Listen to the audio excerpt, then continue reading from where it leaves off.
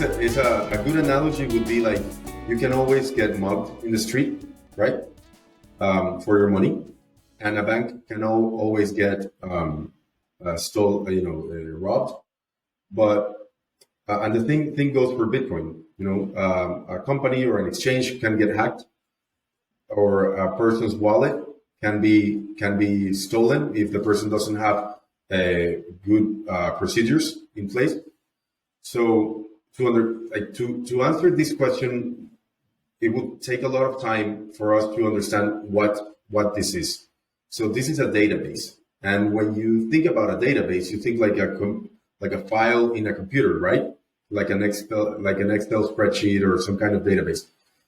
Well, this is a shared database. So the person who owns the Bitcoin is the person who has the private keys. So you have a public key and a private key. Your public key is like your bank account number of some sorts, and your private key is a password that is a 24-word password called a passphrase. And this is your title to claim your coins in this database.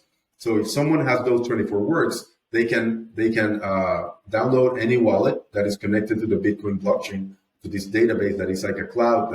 Basically it's a shared computer database that is in hundreds of thousands, if not millions of computers in the world synchronized at the same time, like a Google Drive spreadsheet, but that you can that everyone can access, everyone that has authorization. But this one is open and not controlled by Google. So it's an open source database that it's in many computers all around the world at the same time synchronized. So in order for you to hack it, you will need to stop the internet, basically.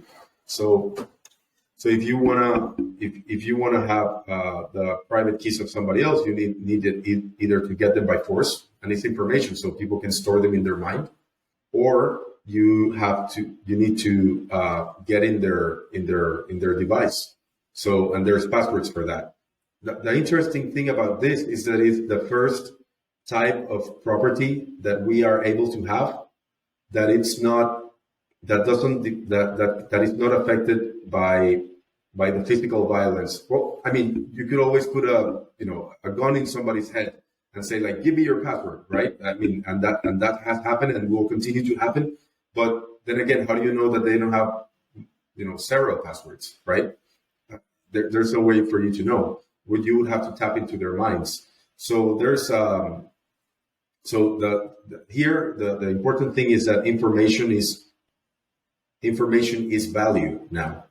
For the first time in history, we have something that people can go through frontiers with, and we can, even if you don't have your device, even if they stole your device, even if it got sunk in the ocean or whatever, if you have those 24 words, and if you have it written down, and then you just didn't write down the last 3 words, and those are the ones that you remember, now you are able to store value in your mind.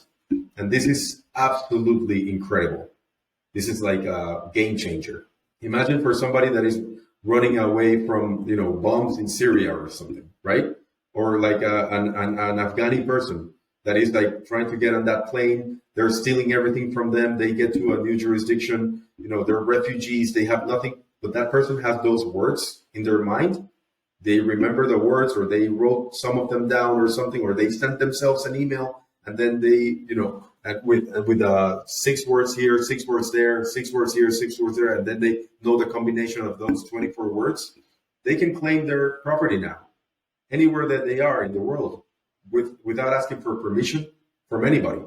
It's a permissionless monetary system. And this is what's really revolutionary about it.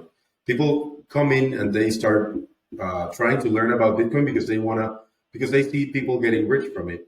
But what really the rabbit hole here is that it's really going to change the way that we interact as a society, and it's really going to give power back to the people, so that people are able to not get their wealth confiscated, either through inflation or theft.